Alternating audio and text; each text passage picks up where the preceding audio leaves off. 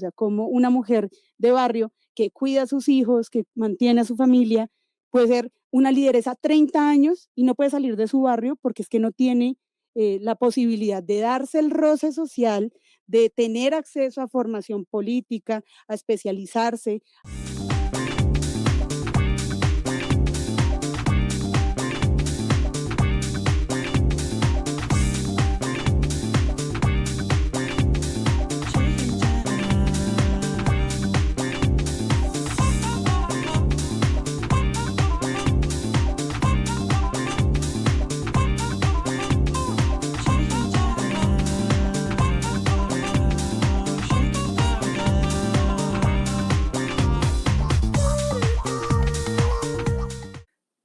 Buenas noches, estamos una vez más acá en este podcast Revolución en Rosa, hoy con una súper invitada. Ella es Guaira, candidata a la Cámara de Representantes por Bogotá, pero voy a dejar que ella se presente. Hola, muchas gracias, estoy muy contenta de estar aquí. Eh, Estoy en un ejercicio de reconocer lo que significa ser candidata a la Cámara, eso parece como algo muy normal, como que tú lo asimilas. Yo todavía estoy entendiendo esto, el lugar político que nos implica ser candidatas a la Cámara, no solamente yo, sino las causas, las luchas y los procesos que me acompañan, que me han construido y que tienen una expectativa enorme también. Entonces, gracias por la invitación, gracias por la confianza y por sostener este tipo de espacios de conversación. Dale, muchas gracias, Guaira. Pues nosotros nos presentamos, estamos interlocutores de Revolución en Rosa, José, y ¿quién te habla? Nemesio. Entonces, pues comencemos con esta conversación. En tu perfil político y en tu perfil de vida se destaca mucho el papel de la cultura y de los artistas. De hecho, tú misma te defines como artista comunitaria. Te quisiera preguntar, ¿cómo entiendes la relación entre las prácticas culturales y la acción política? ¿De qué manera lograste tejer esos dos mundos que para muchas personas no tienen nada que ver? Bueno, yo para contestar esa pregunta, de hecho, me emocioné mucho respondiéndola y pensando en esto, porque definirse como artista en esta sociedad, en el mundo capitalista, en la ciudad, es, es muy difícil, más en entornos populares, más desde el barrio, porque es como siempre la sociedad te está pidiendo que produzcas, que sostengas la familia, que tengas un ingreso. Y dolorosamente nuestros artistas casi que tienen la certeza de asumir esa dificultad, de asumir que no va a haber un, un potencial ingreso económico por el desarrollo de su labor como artistas. Yo me defino como artista comunitaria gracias a la manera en la que he habitado el barrio y en la que digamos, desde mi construcción familiar aprendí a construir vecindario. Mis papás decidieron que iban a vivir en un barrio y que un espacio importante de socialización era la calle, con los niños y niñas en la calle. Y el juego en la calle, y no es el juego programado de, bueno, niños y niñas, vengan, vamos a jugar, sino a que se juega en la calle, jugar yermis, escondidas, ponchados, golosas, semanita. Y ahí la propuesta de hacer títeres, de hacer danza, desde una intención familiar de construir vecindario. Y ahí en esa soy muy privilegiada y afortunada de tener una familia que posibilitaba el diálogo. No, no había expertos en arte, pero sí la promoción permanente a que pintara, a que jugara, a que bailara. Ahí empecé, yo soñaba ser bailarina, ser folcloróloga. Entonces, desde muy chiquita hacía danza y mi manera también como de socializar era crear grupos de danza, crear baile, crear coreografías. En el colegio te lo proponen mucho, me lo sugerían bastante. Me gustaba, me apasionaba profundamente, pero la pérdida y el asesinato de mi papá cuando era muy niña, más o menos a los 14, me rompió ese sueño de ser bailarina porque sentí como que no podía compensar un poco o seguir mi vida pensando en ser bailarina sin entender políticamente qué pasaba en mi país, en qué significaba la herida y el dolor que quedó abierto en el barrio, en mi vida, en mi familia.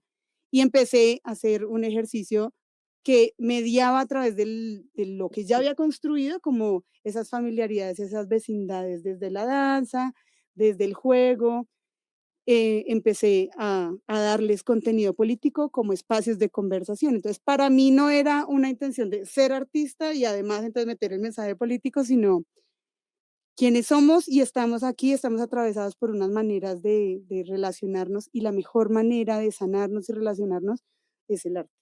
Entonces, el dibujo para mí empezó a ser un proceso catártico mientras estudiaba sociología, mientras hacía proceso en el barrio, mientras elaboraba también todo lo que significaba el conflicto en el país, por lo que familiarmente también nos pasó. Y eso lo empecé a llevar a la práctica comunitaria que hacía de pedagogías desde abajo, desde el barrio y con los niños. Y la mejor manera de conversar era a través del mural, del dibujo, de la danza, y empezamos, yo empecé a rodearme de personas que sentían como yo, que pensaban como yo y que se definían artistas, no por una función, no por profesionalizarse en el arte, no por haberse formado fuera del barrio, fuera de sus espacios cotidianos como artistas, sino por sentir la necesidad de vincularse con el territorio a través del arte. Y eso para mí empezó a ser también muy revelador, porque yo venía de un ejercicio en el que renuncié a la danza para estudiar sociología, para entender qué estaba pasando en el país, pero mi lenguaje necesariamente seguía siendo el arte. Y ahí el mural, y me dediqué muchos años de mi vida a hacer mural comunitario, a hacer mural colectivo, no desde el virtuosismo, sino desde una necesidad de expresión de todo lo que se ponía en conversación en el barrio. Es así, y en definición colectiva me definí y entendí que era una artista comunitaria y que el artista comunitario no tiene garantías sociales, no tiene garantías laborales, no tiene reconocimiento dentro de la estructura ocupacional. O sea, no te llaman con un perfil, busco artista comunitario, eso pasa hasta hace muy poco. Y ahí me entendí artista también y entendí y viví la precariedad del ser artista y del trabajar como artista. Increíble. Guaira Puka, ¿es como un nombre artístico o es tu nombre real? Es mi nombre real, por supuesto, es un asunto de convicción frente a quién soy y me defino. Cuando mis papás, que en un encuentro de las vidas muy amorosos, se encuentran, se enamoran así apasionadamente, en una época muy romántica también de muchas revoluciones en su momento, se encuentran y a su primer hijo le llaman Ayapuca Cuyay. Ayapuca Cuyay significa alma, rojo, amor. Y eso es como la revelación de toda su pasión, de todo su romanticismo, de toda su alegría por encontrarse. Y ese nombre es muy simbólico, es muy potente, pero viven ese momento de paternar y maternar en una precariedad económica, en una fragilidad económica también muy crítica. Luego vengo yo, que soy la hermana menor, no nos llevamos 2 años y pedacito, y había mucha presión familiar, de esas presiones que gobiernan nuestros cuerpos, nuestras decisiones. Y había mucha presión familiar porque cómo habían llamado al niño Ayapuca Cuyay, se le habían tirado la vida. Y pues cuando el papá y la mamá no tienen el sustento económico para decir tengo total y plena autonomía, quienes te rodean te juzgan y también te juzgan por la manera en la que nombras a tus hijos. Yo siento que eso marcó mucho a mi familia, a mi papá y mi mamá, que habían decidido que yo me llamara Guaira. Ante la registraduría dijeron, bueno, el nombre va a ser Tatiana. Y cuando crezca y entienda lo que significa su nombre, que es Guaira, entonces asumirá en pleno ejercicio y derecho su nombre como corresponde. Eso pasó.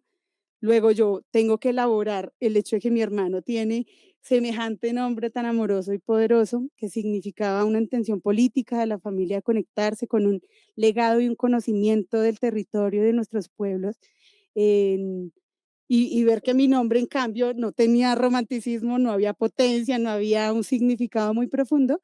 Entonces, pues empecé a entender la necesidad y nunca me pude identificar con el nombre de Guaira, de Tatiana, nunca me sentí que eso fuera algo significativo y empecé a entender y a evocar y a reconocer que yo soy Guaira y a decirlo y a construirlo porque además el colegio te dice que te tienes que llamar así, que este es tu nombre, este es tu apellido, no como tú te quieres llamar, no como esperas que te llamen.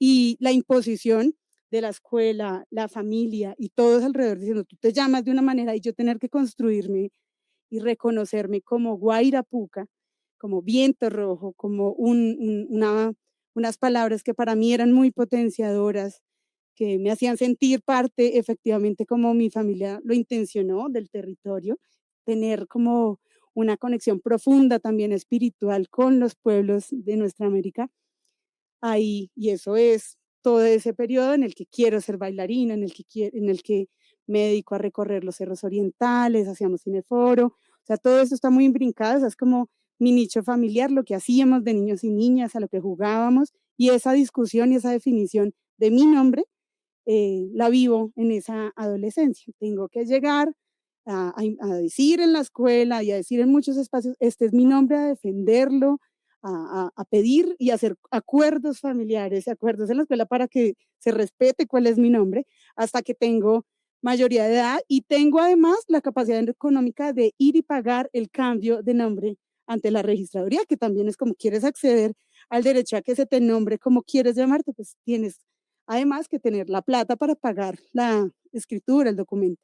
Entonces ahí, después de la muerte de mi papá, después de todo este proceso, también en un ejercicio de reconocimiento, me nombro y ya pues todos me reconocían como Guairapuca porque desde muy chiquita ya me decían y me hacía yo reconocer como Guairapuca.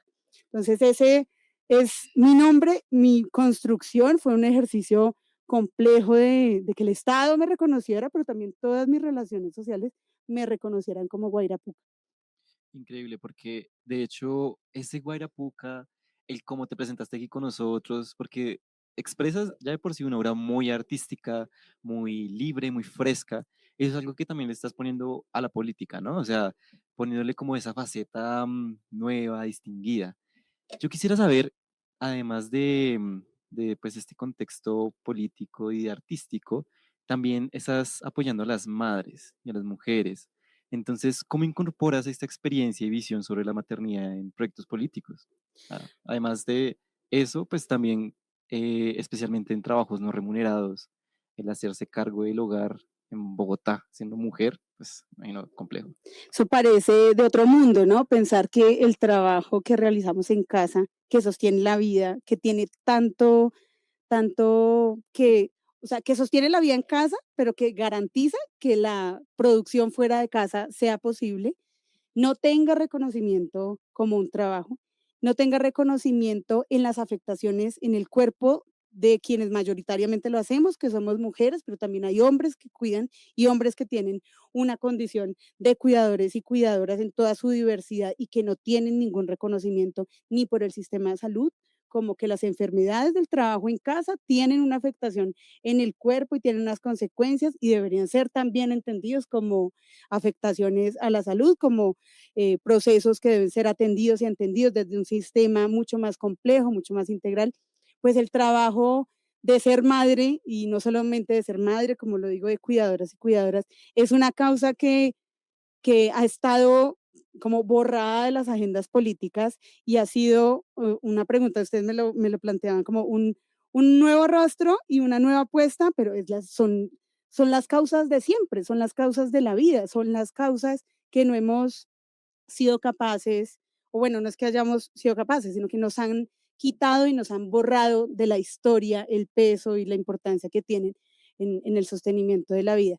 Yo, eh, como les cuento, desde muy niña hemos hecho procesos comunitarios sin llamarlo así, o sea, cuando eres niño estás en la calle jugando y vas a un cineforo y pues estás viendo una película y comiendo crispetas, pero este ha sido el espacio cotidiano. Y cuando este ha sido tu espacio cotidiano durante toda una vida y te encuentras luego en el movimiento estudiantil, en el movimiento de los trabajadores, y hablas con sindicatos, y hablas con un montón de organizaciones como sujetos colectivos mucho más construidas en sus identidades, te das cuenta que el barrio pues está atravesado por todo, ¿sí? Él está atravesado por el trabajador, por la ama de casa, fundamentalmente por los niños y niñas que son quienes los habitan y que estas causas, las de los niños y las niñas y las de las mujeres y la gente que está cuidando en el barrio, parece que no son las causas de nadie y sí son las que se instrumentalizan a través de la política electoral tradicional, porque es ahí en donde el asistencialismo se ha llevado los votos con obras sociales que terminan manipulando los dolores y las cargas en función de casicazgos que tradicionalmente los ocupan hombres fundamentalmente, y discursos y prácticas que son muy violentas. Pues nosotros, y ahí sí no estoy yo sola, nosotros y nosotras y nosotres hemos estado en los barrios haciendo esa pedagogía desde abajo, desde el arte, reconociéndonos como artistas, mediando conversaciones, aportando a la construcción de un sujeto colectivo en un territorio que es el de la informalidad, el del rebusque, el que las ollas y el narcotráfico progresivamente se fueron devorando y que se volvieron espacios de miedo. Entonces, decir que el sujeto colectivo, que la causa política está en casa, está en el sistema familiar, son quienes cuidamos en casa, quienes no recibimos salario y quienes tenemos en nuestro cuerpo todos los dolores del sistema, que son los dolores de espalda, que son los dolores que te quedaron del parto, que son los dolores que te quedaron de la inyección que te pusieron para parir porque no te generaron las condiciones para parir, que son los dolores que te quedan de haber amamantado. Todos esta conciencia sobre las corporalidades del cuidado las adquiero también. Uno, de toda esta causa de haber vivido el barrio, de trabajar en el barrio y de ver que nuestra causa y nuestra voz no es incidente porque pues trabajas con niños, trabajas con abuelos, trabajas, y como que no estás en la centralidad del poder. Y ahora, pues las madres están tan ocupadas, están tan cansadas, pues que tampoco son las que vienen a decir, aquí vamos a ser las protagonistas de esta causa. Entonces, hacerme madre y sentir esta energía tan profunda, tan bonita y tan vital, porque me asaltó, o sea, de repente un día estaba arreglando la casa y yo sentí que ahí en ese armario iba a caer la ropa de mi bebé y que allá podía, o sea, pensamientos del sistema, por supuesto, que operan, pero también un instinto vital y un impulso y una necesidad de ser mamá, de que la vida me atravesara también de otras formas y que tú no te alcanzas a imaginar el costo energético, el trabajo que eso implica, la ruptura con todo lo demás, con la vida como la conoces, y que te das cuenta que hay una causa profundamente política, un asunto económico, estructural de injusticia sobre los cuerpos de las mujeres. Y ahí es donde digo, claro, no puedo no hablar de esto y no puede, el discurso de cuidado que ya traíamos de antes, aquí se vuelve tan orgánico y tan natural porque o sigo o soy mamá que se repliega y que no está, digamos, y que deja de actuar en lo político, o soy una mamá que asume que su maternidad es también política y que el cuidado es político y que debo estar aquí en este espacio con otras y otros que asumen también esta causa. Claro, es que viendo la historia, hace muy poco relativamente las mujeres tienen derecho a votar, que es una acción ciudadana muy importante. Y entonces ahí uno empieza a analizar y ver qué es lo que está pasando con las mujeres, ¿no? Cualquier machito de turno diría, ah, no, pero ¿para qué? O sea, eso no es un trabajo. Sí, y de hecho, pues eso nos lleva a la siguiente pregunta de lo que tú defiendes como mujer, de la postura de la mujer y de la importancia de la mujer dentro de Colombia y la política, ¿no? Y como hemos evidenciado, en Colombia aún todavía existe una política estructural en donde las mujeres todavía no tienen la participación necesaria, y ni hablar de los sectores diversos o de las poblaciones indígenas y las comunidades afro. De hecho, actualmente y viendo pues ahorita las listas que están saliendo para el Senado y para la Cámara, vemos que los partidos tradicionales solamente están cumpliendo con la ley de cuotas que pide el gobierno. Pero entonces aparece el pacto histórico que lanza sus listas cremalleras. Entonces la pregunta es para ti, ¿qué es, por qué es tan importante incentivar que en Colombia se sigan promoviendo las listas cremalleras como lo está haciendo el pacto histórico? O sea, entendiéndolo para la representatividad no solamente de las mujeres, sino de las comunidades y sectores generalmente excluidos en la política. Bueno, las listas cremallera son un paso en muchos que hay que dar para garantizar condiciones eh, igualitarias o con equidad y que no solamente reconozcan a las mujeres, sino a las mujeres en su diversidad y todas las intersecciones y causas que desde la diversidad tienen que ser integradas en lo político, en lo económico. Que haya listas cremalleras ha garantizado que muchas mujeres que venimos haciendo política desde siempre, sin recursos económicos, sin tener el dominio de las relaciones políticas en esas esferas del poder que en cada organización política se va construyendo, pues ha permitido que tengamos confianza en que podemos avanzar colectivamente reivindicaciones. Creo que no es solamente que se construyan acuerdos de listas cremalleras, tiene que haber otras condiciones para que la participación en política para las mujeres y otros sectores sea efectivo, porque la, digamos, el recurso económico, el capital social y cultural que hacen las personas que hacen parte como de las esferas de poder, que asumen cargos de representación o que son o que tienen, digamos, capitales económicos puestos a su disposición para hacer campañas, hacen que la participación política sea muchísimo más difícil. Si además las mujeres no somos mayoritariamente las que hacemos esta política, porque además hay un montón de roles de género que nos toca que nos ha tocado sobrellevar y que sobreponernos a ello, imposiciones, formas de violencia en la política. Entonces, una mínima consideración, una lista paritaria es una mínima consideración y una mínima condición para que las mujeres progresivamente entremos en escenarios de poder.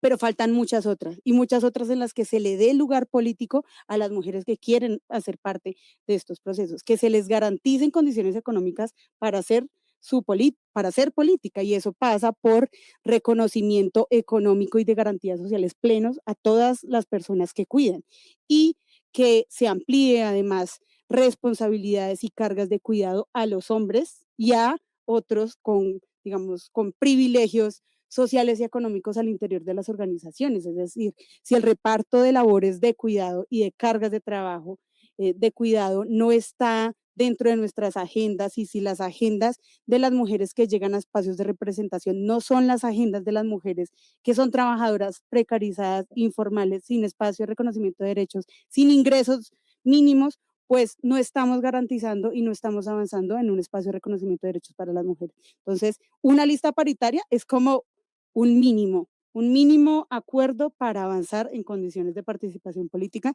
y eso es algo sobre lo que tenemos que seguir trabajando porque las financiaciones a las campañas también es algo sobre lo que hay que poner el ojo, o sea, como una mujer de barrio que cuida a sus hijos, que mantiene a su familia, puede ser una lideresa 30 años y no puede salir de su barrio porque es que no tiene la posibilidad de darse el roce social, de tener acceso a formación política, a especializarse, es decir, si tú quieres potenciar la acción política de las mujeres, tienes que garantizar mínimos económicos de sostenimiento, sistemas y condiciones de cuidado para todo su sistema de cuidado que está a su cargo y además tienes que exigir que los hombres y tienes que generar condiciones y condicionamientos sociales también formales, una política que les obligue a que asuman esas cargas y que los partidos políticos reconozcan de manera mucho más efectiva todos los llamados o todas las alertas frente a formas de violencia política que ocurren a las mujeres diversas, a todo el resto, digamos, de identidades al interior de los partidos políticos y que atiendan de manera específica las necesidades de potenciar económicamente y en condiciones para una mujer que puede hacer y que tiene la necesidad y que lleva haciendo política toda su vida. Entonces es como eh, cuando hablamos de la lista paritaria es como necesaria, o sea, muy necesaria. Y vamos a seguir avanzando gracias a esas listas paritarias. Pero por supuesto, si tú analizas los capitales culturales y los capitales económicos que financian y que hacen posible las campañas, pues te sigues dando cuenta que esto no tiene equidad, que no hay condiciones todavía para que esto sea lo suficientemente equitativo. Entonces, en ese sentido, no solamente al interior del pacto histórico. Esto es histórico, por supuesto, lo celebramos, pero tiene que ser reforma política. Esto tiene que poner en juego a todo el resto de partidos políticos y volverse una exigencia en términos generales, porque las violencias que vivimos las mujeres las vivimos al interior de todas las formaciones sociales que nos han permitido, en las que intentamos abrirnos un lugar. Pero las causas populares, las causas de las mujeres desde abajo, empobrecidas, las que maternan, las que sobre sus cuerpos llevan todas las cargas, pues estas causas deberían recibir todo el acompañamiento y todo el apoyo para ser quienes tengan las mejores condiciones para hacer esta actividad política y si se lanzan al ruedo y si quieren componer una lista, pues que reciban condiciones que les permita participar de manera equitativa o justa. Bueno, Guaira, ¿desde qué lugar social y territorial sientes que estás hablando cuando dices que estás representando a las y les bogotanas? En este caso, ¿sientes que hay alguna comunidad o sector que de pronto no pueda representar? Yo, yo siento que el asunto del cuidado es de todos, ¿sí? Es como hay que redistribuir las cargas y redistribuir los beneficios y esto es universal. Y los que más privilegios tienen, más tienen la responsabilidad de aportar en esa redistribución. En ese sentido, pues le estamos hablando a todos. Pero cuando yo hablo del cuidado, le hablo a las diversidades de seres humanos y de personas que se reconocen en una necesidad de cuidado y se reconocen como cuidadores y además pienso en cómo avanzar en un ejercicio que reconozca formas de fascismo que hay detrás del desprecio al cuidado, a cuidar, a cuidar los niños, a cuidar a los viejos, a cuidar a las personas que tienen altas demandas de cuidado, el desprecio a cuidar nuestras vejeces, el desprecio a cuidar al enfermo, el desprecio a atender nuestras necesidades de cuidado, el estrés, las cargas laborales, el dolor en el cuerpo, la negación a que somos un sistema insostenible y el reconocimiento a que la jornada laboral hay que reducirla, a que tiene que haber un mínimo vital de descanso, de ocio, de disfrute y de cuidado. Entonces, eso, por supuesto, es un espacio de derechos que hay que reclamar. El cuidatoriado es una causa común y es una causa popular y es una causa desde abajo de la gente que definitivamente ni siquiera se siente la clase trabajadora, porque es como, pues si estás trabajando en casa, ¿cuál clase trabajadora? Pero es que eres la que sostiene la casa, eres el que sostiene el cuidado y la atención de quienes están en esa condición de altísima fragilidad. Y creo que el cuidado a la diversidad también en esas corporalidades que requieren más atención, que requieren otros ritmos, es anticapitalista y es antisistémico y es muy humano. Entonces, creo que le hablo a esas personas, a las del agotamiento, a las que tienen ese dolor extenuante, a las personas que están muy estresadas y no ni siquiera tienen tiempo para atenderse porque ni siquiera se dan permiso de atenderse. Es complejo porque casi que hablar del cuidado es como hablarle a todos, pero por supuesto estoy hablando desde mi condición humana de esta tiene que ser nuestra revolución, la revolución del cuidado. Muy interesante lo que dices y de hecho eso me lleva también a la siguiente pregunta que es en torno al ocio de las personas, ¿no? Ahí entran los espacios culturales que muchas veces pues en Bogotá son limitados o muy caros y muchas personas no pueden acceder a ellos.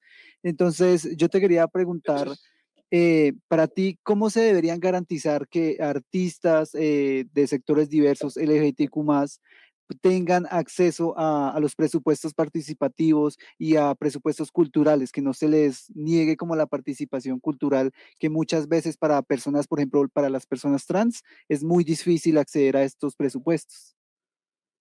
Bueno, yo no voy a ser la defensora de los presupuestos participativos, ni de las becas, ni de los estímulos, porque lo he vivido y es la precarización, es la desregularización definitiva, ni siquiera la tercerización, es la manera en la que se viene operando el recurso público para hacer cumplimiento de política pública sin asumir ninguna carga o responsabilidad sobre el trabajo del artista. Y el artista cuida, el artista y toda la comunidad y ecosistema de artistas comunitarios, creadores de escenarios, quienes construyen comunidades alrededor de la educación popular, de las huertas, de círculos de lectura, el circo, bueno, etcétera, un montón de lenguajes que están en el mundo del arte comunitario, del arte popular, no tienen espacios de reconocimiento laboral, no tienen contratos laborales, no tienen un sistema de protección laboral que reconozca sus afectaciones a la salud, sus cargas corporales, sus cargas emocionales, no tienen un sistema que los cobije.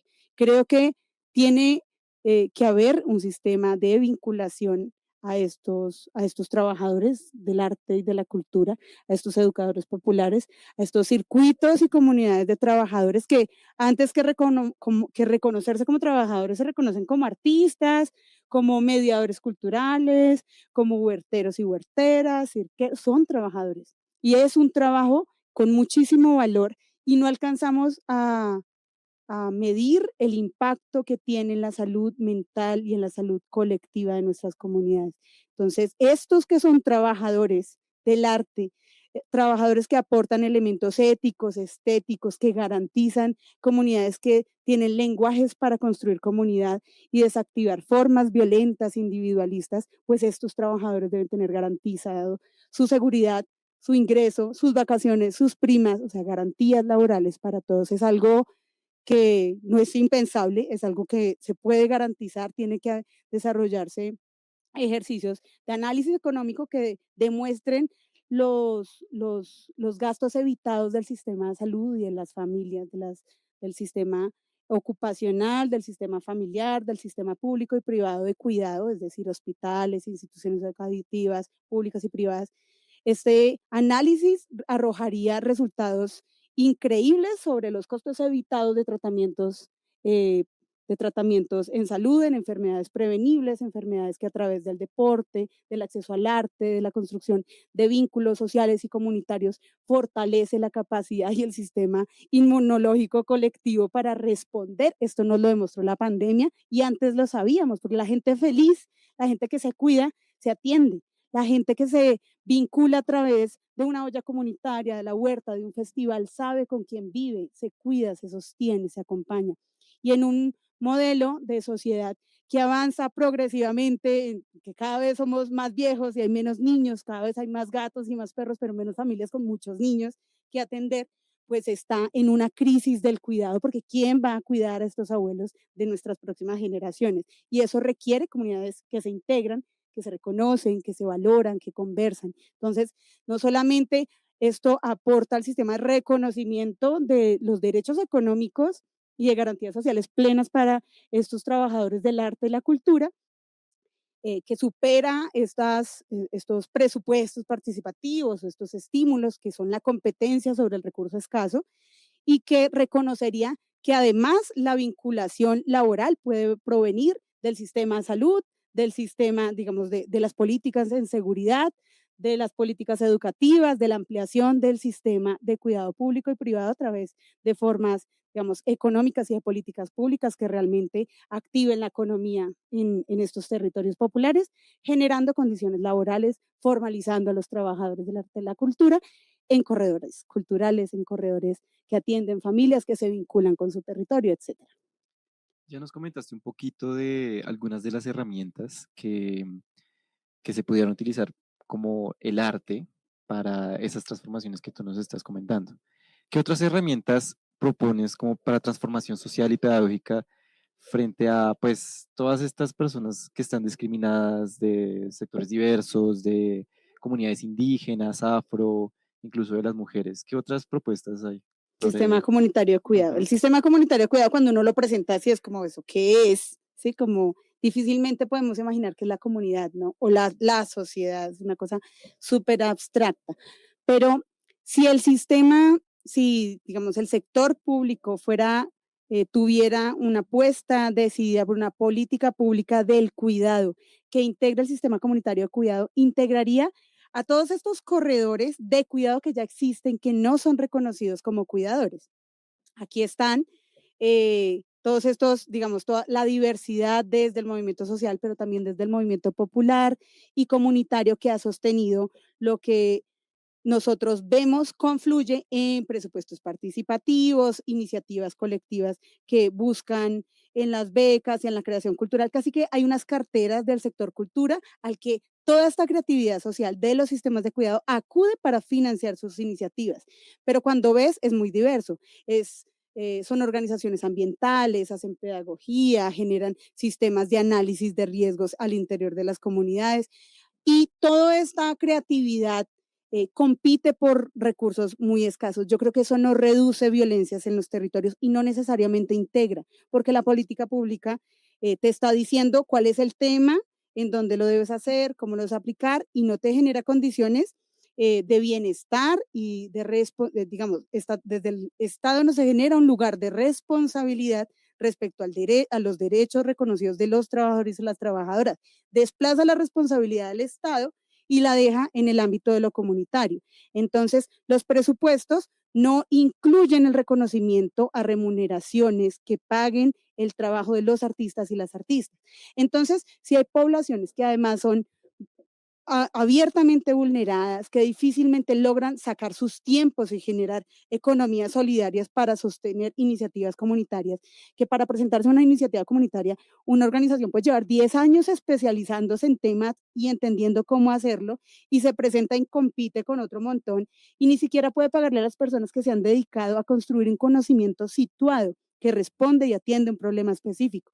Y si el problema son violencias basadas en géneros, y no le puede reconocer a las personas que han dedicado su vida, su tiempo libre a entender, a cuidar y a sostener un tipo de conocimiento que permita a través de las artes, a través de la literatura, a través de espacios lúdico-deportivos, de espacios de recreación y de cuidado, construir otra mirada y otra reflexión sobre cómo convivimos alrededor de miradas distintas en las que habita la violencia. Y si mediante esa figura precarizada de presupuesto tan limitado pretendo eliminar violencias, generando competencias, precarizando a quien desarrolla esa construcción de conocimiento situado, pues estoy siendo violento y estoy dándole el lugar, el Estado está siendo irresponsable y está diciendo ustedes resuelvan, pues nosotros lo seguimos resolviendo, pero hay que generar condiciones para que esto se haga de manera amplificada y no con las uñas, con toda la dignidad de quienes reciben estas formas de violencia sistémica. Entonces, si hay violencia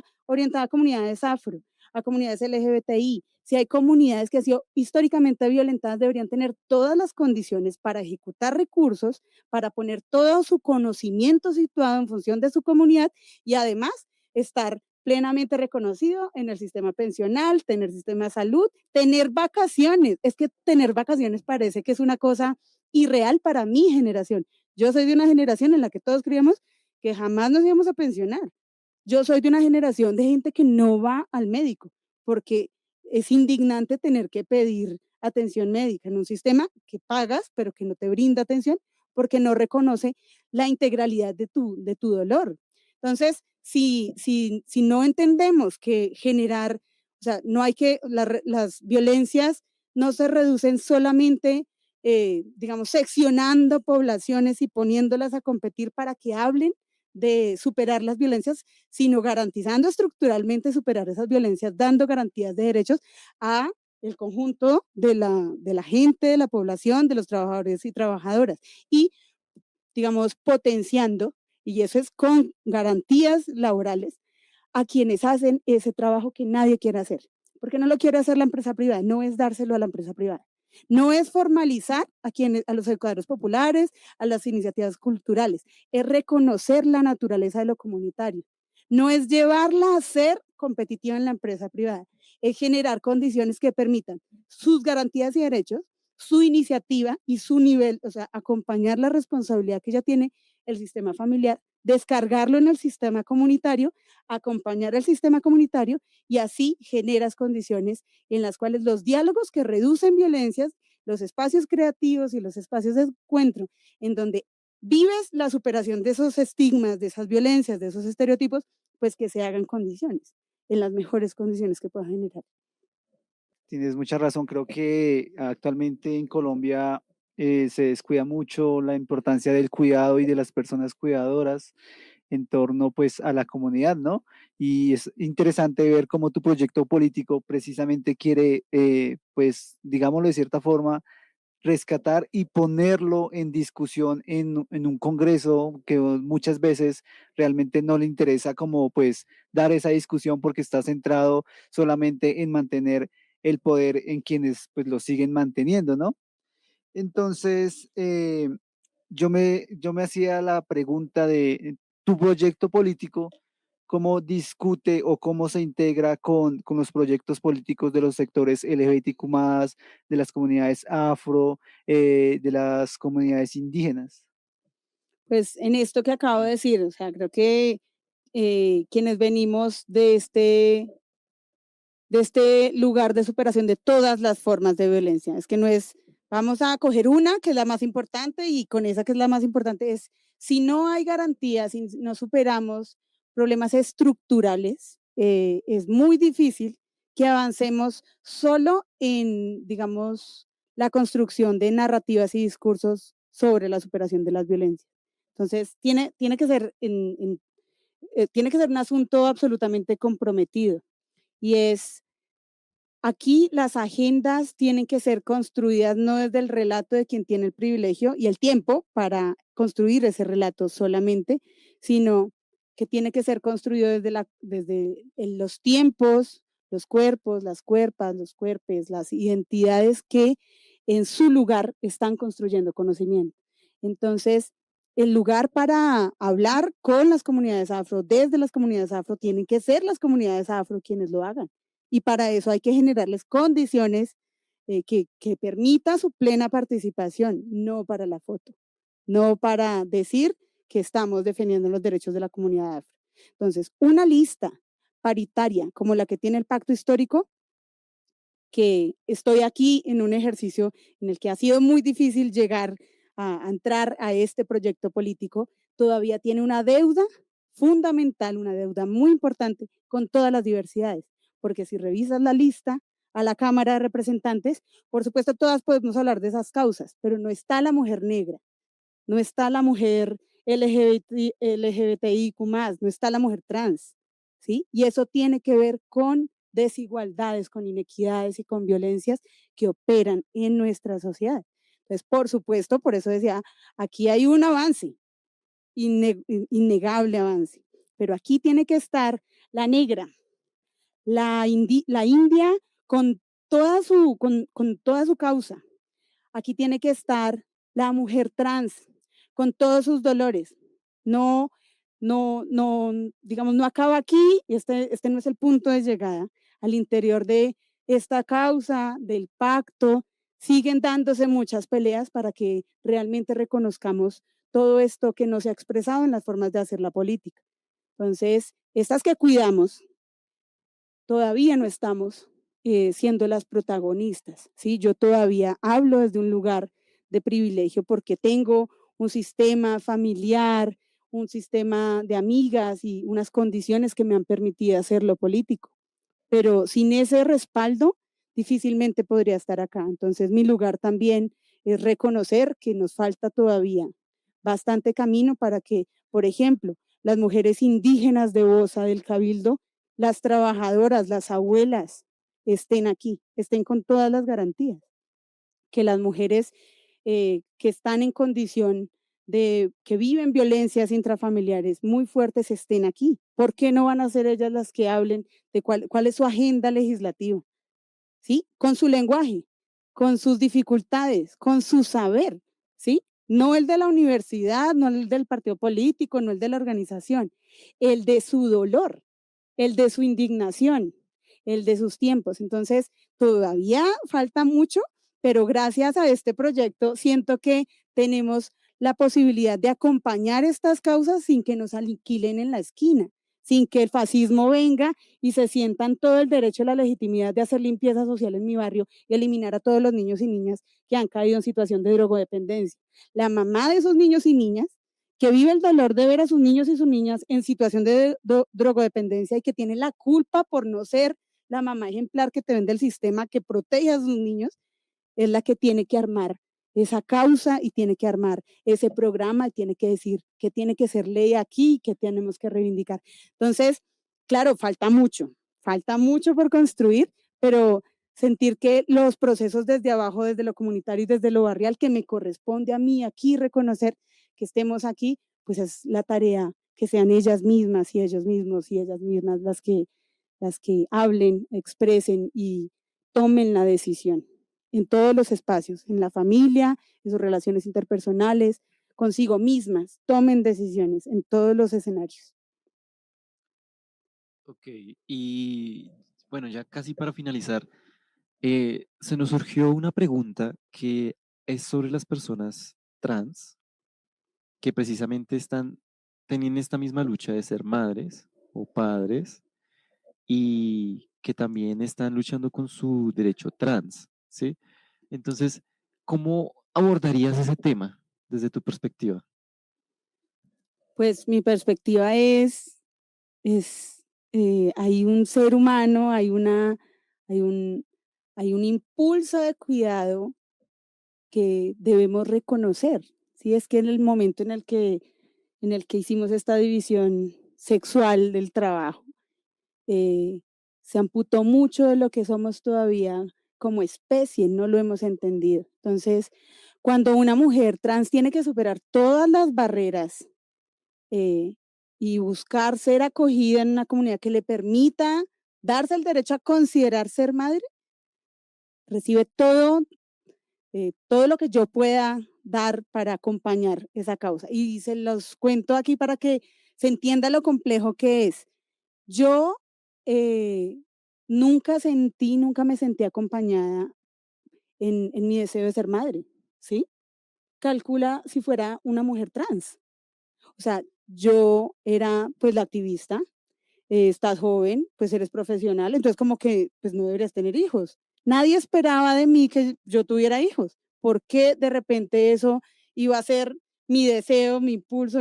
No, mucha gente me juzgó por querer ser madre. Tomó distancia. Corporalmente, cuando me vieron en embarazo, tomaron distancia.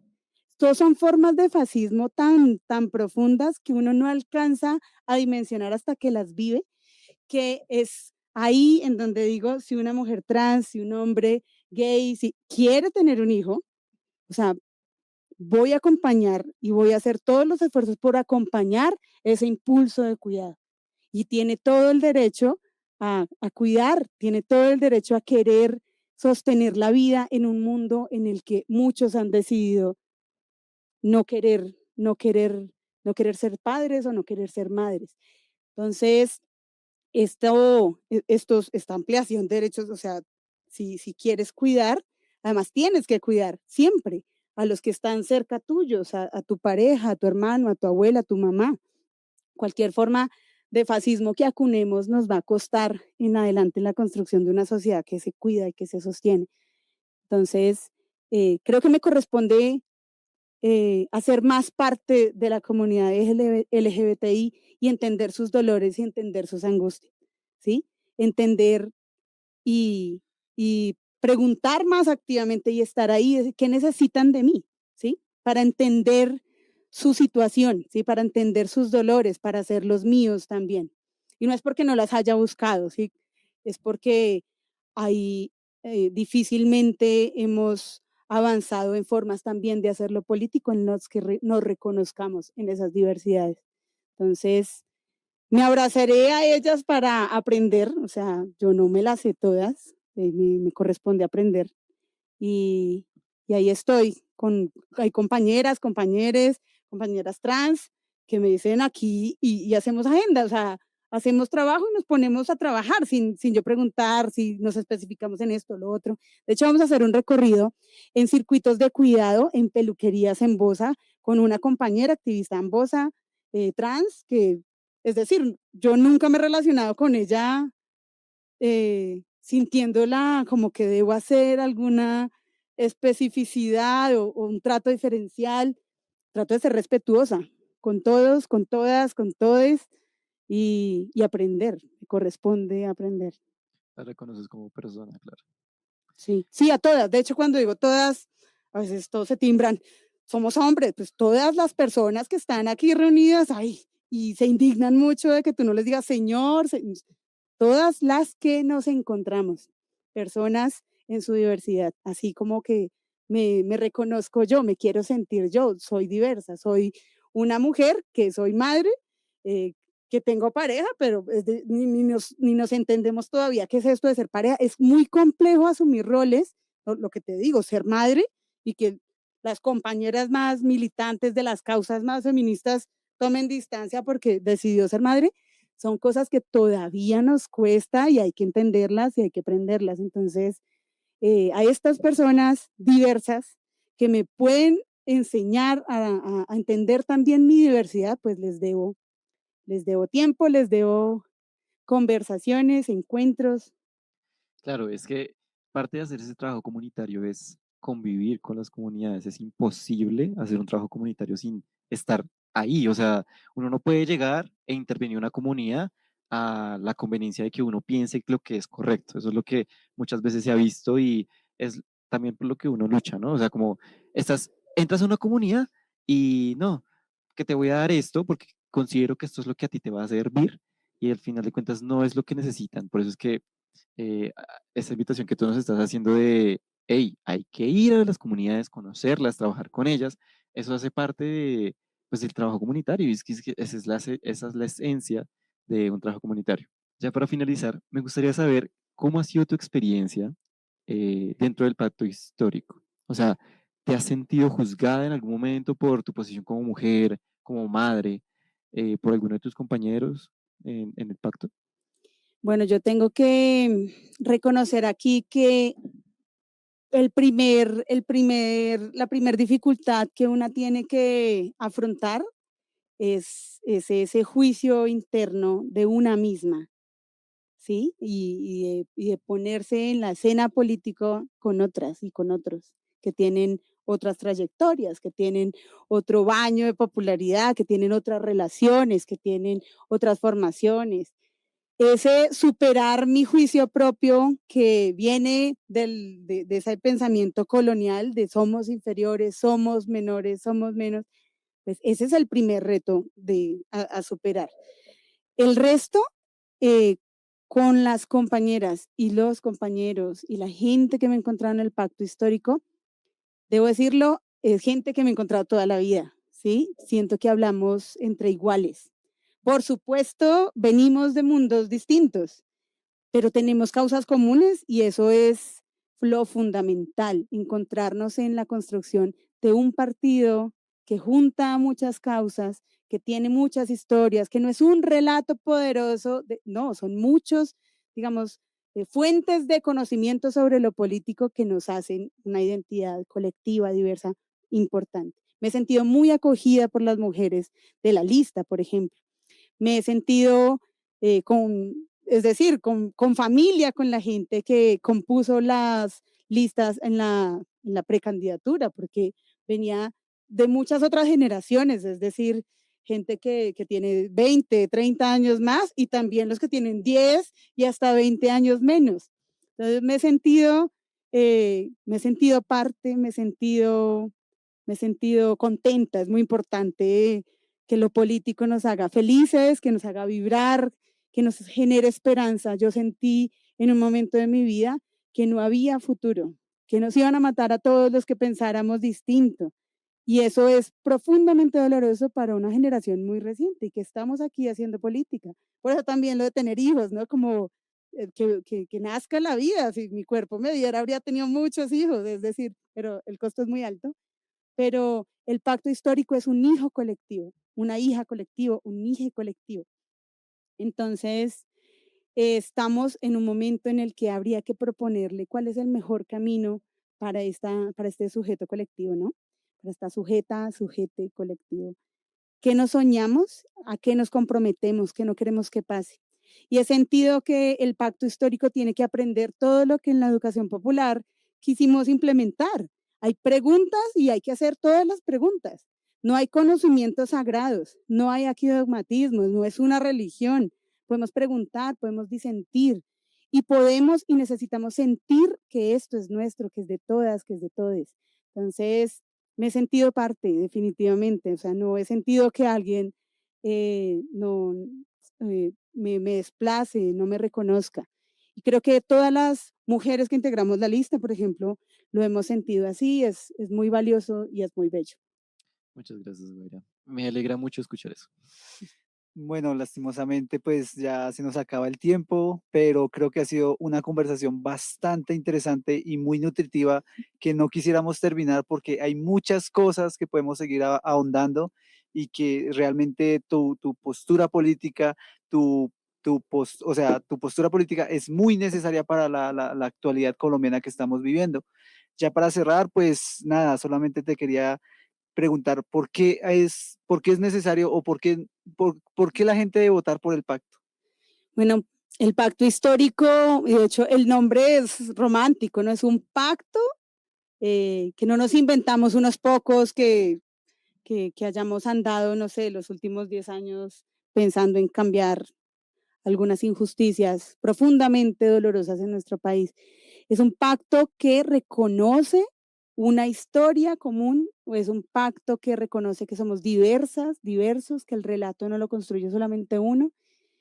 Y votar por el pacto es un compromiso, no solamente porque algo pase y algo cambie en el gobierno, no, votar por el pacto es sentar un precedente político. No vamos a retroceder ante, digamos, en el escenario de construcción de derechos, en el reconocimiento del derecho a la paz en nuestro país, de la superación del conflicto, que tenemos que seguir avanzando en la superación del conflicto, en el reconocimiento de otros conflictos que tiene la sociedad.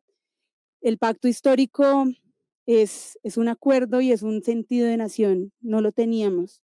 Es la superación de la versión traqueta de nuestra política, de nuestra Colombia. Es la superación de la política pagada por el narcotráfico. Es la superación de el no se puede porque no tengo plata. El pacto histórico es la gente de todas las formas de construcción de lo político que cree en la construcción de derechos, en el reconocimiento. El Estado tiene que ser nuestro, el Estado tenemos que entenderlo, tenemos que administrarlo y tenemos que transformarlo para superar las inequidades históricamente construidas en nuestro país. Entonces, es muy poderoso. De hecho, que se llame pacto histórico es como una responsabilidad enorme y sentir que hay que poner aquí todo, pero sobre todo la alegría. No es como que nos dicen hay que dejar el cuerpo, hay que, no hay que desollarnos, no hay que sufrirla. Toda la creatividad, toda la alegría, todo, todo el afecto para construir, porque la unidad no la vamos a construir con egos, creyendo que somos los dueños de los miles y miles de votos que resultarán de estas elecciones. No lo vamos, el cambio no lo vamos a hacer solo con Petro, es decir, él es un hombre más con sus errores, sus virtudes y todo el amor y todo el aporte, pero lo tenemos que hacer ese ejemplo a seguir cada una y cada uno en todos los territorios, en la familia. Para mí misma tengo todos los días que ser la mejor versión de mí, perdonarme, reconocerme y seguir creciendo. Entonces, para mí el pacto histórico es esto, eso es lo que quiero que sea. Y el pacto histórico es un lugar para crear, o sea, no está hecho. El pacto histórico no tiene un ABC y esto es y así se fue. Es algo para construir y aquí todas las disputas hay que seguirlas dando con amor, con creatividad, con discusiones profundas, con mucha gente que ha sentido que lo político no es lo suyo, que lo político lo ha dañado y pues históricamente, dolorosamente nos ha dañado una forma política muy violenta, imbrincada con poderes muy violentos. Así que el pacto histórico es un pacto para hacerlo diferente. De hecho, que el amor del que Petro habla y que a todos nos sorprendió gratamente sea parte de su estructura discursiva y emotiva, bueno, eso es práctico también y es un ejercicio que tenemos que integrar a nuestras prácticas políticas. Muy bien, pues hemos llegado al final de este espacio. Muchas gracias, Guaira, por aceptar nuestra invitación, por estar aquí, por darnos tus opiniones, tus puntos de vista, tu visión. Es muy importante escuchar diferentes perspectivas, diferentes visiones de todo. Entonces, nada, muchas gracias por estar aquí. Muchas gracias a ustedes por insistir, por la presencia, por estas preguntas, esta conversación tan necesaria. Gracias. Claro que sí. Y por supuesto, invitadísimos todos a escuchar los siguientes capítulos, a que no se pierdan nada de este espacio que es para ustedes.